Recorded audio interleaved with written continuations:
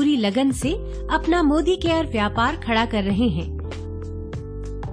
उन्होंने अपने अधीन एक अच्छा खासा डाउनलाइन ग्रुप भी तैयार किया है जो इसी व्यापार में शामिल है। वो खुद के लिए और अपने अधीन काम करने वाले डाउनलाइन ग्रुप के लिए उन सबसे अच्छे तरीकों को समझना चाहते हैं ताकि व्यापार को दीर्घकालीन स्थिरता प्रदान करने में मदद मिल सके। व्यापार में संचालन एवं आचरण से संबंधित नियमों के बारे में आकाश के कुछ सवाल भी हैं, जिसके लिए उन्होंने मोदी केयर से संपर्क किया है।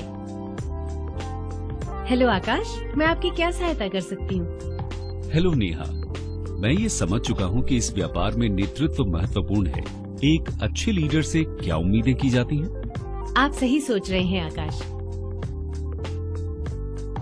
जैसा कि आप जानते हैं कि ये व्यापार लोगों से जुड़ा है, इसलिए ये बेहद जरूरी है कि हम अपने अधीन काम कर रहे लोगों के सामने अच्छे उदाहरण पेश करें ताकि वे उनका पालन कर सकें। अगर हम अपना व्यापार सही तरीके से करते हैं तो उससे हमारे डाउनलाइन के लोगों को सही दिशा मिलती है। उन लोगों का ध्यान हमेशा हम पर ही होता है। इसलिए ये हमारी जिम्मेदारी बनती है कि हम वास्तव में एक अच्छे लीडर के तौर पर खुद को पेश करें। जहाँ तक आपके सवाल की बात है, तो एक अच्छे लीडर को पता होना चाहिए कि उसके अधीन काम करने वालों के क्या सपने हैं। अपने लक्ष्य को हासिल करने की प्लानिंग करने में वे मदद कर सके। साथ ही वे अपने अधीन काम करने के लिए लोगों को प्रशिक्षण दे सके, प्रेरित कर सके, कोच बन सके या अपने नीचे काम करने वालों को मोदी केयर की फ्री मीटिंग में ले जा सके ताकि वे इसके प्रोडक्ट और उसके इस्तेमाल के बारे में अपना ज्ञान बढ़ा सके। उन्हें कंपनी के सभी प्रमोशंस सुनिश्चित करने होंगे। अपने ग्रुप को सभी ऑफर्स के बारे में पूरी जानकारी देनी चाहिए। लीडर को अपने अधीन काम करने वालों को स्वतंत्र रूप से ऑर्डर डालने के लिए प्रोत्साहित करना चाहिए।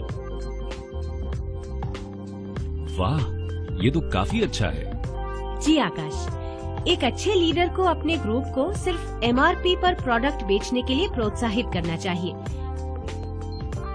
कोई महिला या पुरुष उतना ही खरीदेंगे जितना वे बेच सकते हैं या सेवन कर सकते हैं, और साथ ही अपने अधीन काम करने वालों को ऐसा ही करने के लिए प्रोत्साहित कर सकते हैं। इतना ही नहीं, एक लीडर को नीति संहिता और व्यापार के नियमों का पालन करना चाहिए। ये सुनिश्चित करें कि उनके ग्रुप के सभी कंसल्टेंट इसे सही तरीके से स्वीकार करें। मैं अपने ग्रुप के लिए एक अच्छा प्रेरणा स्रोत और लीडर बनना चाहता हूँ। मैं जानना चाहता हूँ कि ड्यूअल डिस्ट्रीब्यूटरशिप का क्या मतलब है? आवेदक या सह आवेदक यानी एप्लीकेंट या को एप्लीकेंट के तौर पर आप सिंगल डिस्ट्रीब्यूटरशिप नियम के तहत सिर्फ एक डिस्ट्रीब्यूटरशिप ही पा सकते हैं। पति और पत्नी एक ही संस्था के माने जाएंगे। अगर उन दोनों को व्यापार के साथ जुड़ना है तो उन्हें एक ही डिस्ट्रीब्यूटरशिप का हिस्सा बनना होगा। अगर व्यापार सिर्फ पत्नी के नाम पर हो तब क्या होगा? ऐसी स्थिति में पति को व्यापार में बराबर का जिम्मेदार माना जाएगा।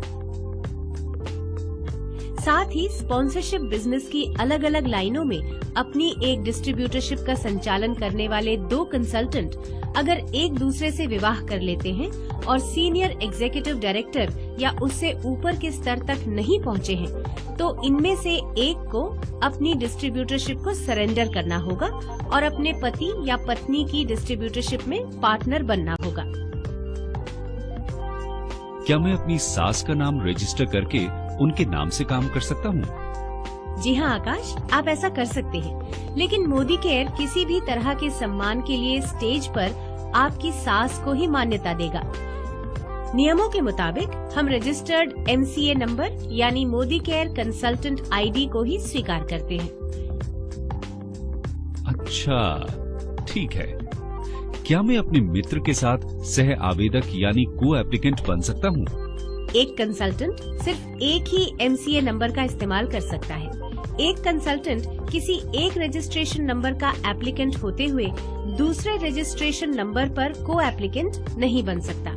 ठीक उसी तरह जैसे कि आप किसी एक रजिस्ट्रेशन नंबर पर को एप्लीकेंट हैं, तो किसी अन्य रजिस्ट्रेशन नंबर पर एप्लीकेंट नहीं बन सकते।